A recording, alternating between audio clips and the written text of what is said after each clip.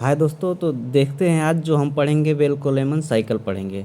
तो देखिए जो बेल-कोलेमन साइकिल साइकिल है इसमें 4 कंपोनेंट्स होते हैं। पहला जो होता है कंप्रेसर, फिर कूलर, उसके बाद से एक्सपेंडर, फिर रेफ्रिजरेटर। तो इसका देखिए इसका कैसे होता है ये प्रोसेस। ये पीवी डायग्राम है और ये टीएस डायग्राम है। तो अभी समझाते हैं हम ये कैसे होता है। तो देखिए पहले जो होता है कंप्रेसर 1 से 2, इसमें कंप्रेसर होता है। यानी देखिए जब ये यहाँ पे एयर कंप्रेस होता है तो यानी कि ऐसे एंट्रोपी प्रोसेस होता है जिसमें वॉल्यूम जो होता है इसका जो वॉल्यूम होता है ये डिक्रीज होता है, प्रेशर इंक्रीज होता है और टेम्परेचर इंक्रीज होता है। तो देखिए यहाँ पे जो साइकिल दिखाया गया है इसमें प्रेशर इंक्रीज हुआ है और देखिए ये वॉल्यूम जो है यहाँ पे जो वॉल्यूम था यहाँ पे वॉल्यूम आ रहा था यहाँ पे, अब यही वॉल्यूम इतना घट के यहाँ पे आ गया है तो वॉल्यूम डिक्रीज हुआ है लेकिन प्रेशर इंक्रीज हुआ है। अब जो देखिए इसमें टेम्परेचर भी इंक्रीज होता है। जब टेम्परेचर इंक्रीज होगा तो इसमें देखते हैं टीएस डायग्राम में, तो टेम्परेचर जब इंक्रीज होगा देखिए टेम्परेचर इंक्रीज हो गया है लेकिन जो एंट्रोपी होती है वो कांस्टेंट रहती है। तो इसमें हो जाएगा यानी एक सीधा लाइन बन जाएगा, ठीक, 1 से 2 प्रोसेस में। अब देखिए 2 से यहाँ पे 3 प्रोसेस 3 में जो होता है कूलर होता है। तो ये जो होता है ये कांस्टेंट प्रेशर पे होता है, इसका जो है एक कांस्टेंट प्रेशर पे होता है। तो जो कूलर होता है वो कांस्टेंट प्रेशर पे होता है, इसका जो क्या होगा प्रेशर कांस्टेंट होगा। तो जो वॉल्यूम होता है इसमें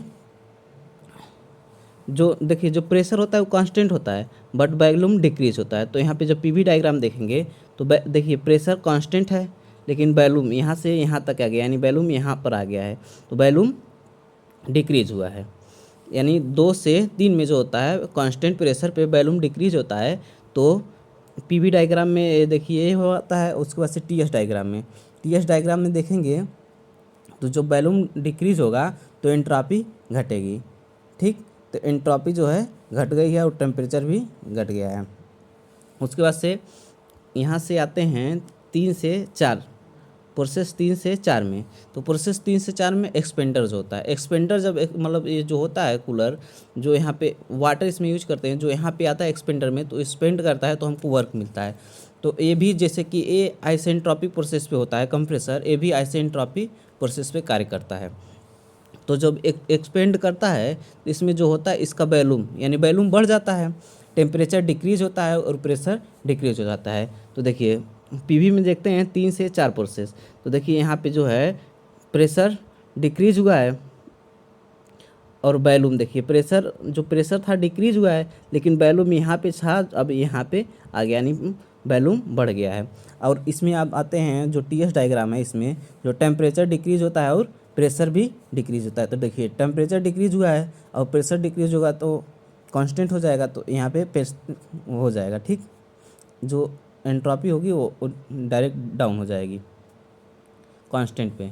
उसके बाद से जो आता है हमारा चौथे से यानी 4 से 1 प्रोसेस में, इसमें आता है रेफ्रिजरेटर जो होता है ये भी कांस्टेंट प्रेशर पे ही कार्य करता है। तो देखिए इसमें प्रेशर कांस्टेंट रहता है लेकिन इसमें जो जैसे कि जब हीट जो यहाँ पे आता है तो यहाँ का जो रेफ्रिजरेटर जो है यहाँ पे जो वस्तु रखे गए होती हैं, जो सामान रखा गया था, इसका हीट अपने में ऑब्जर्व करता है। तो जब हीट ऑब्जर्व करेगा इसका क्या होगा वॉल्यूम बढ़ जाता है, ठीक।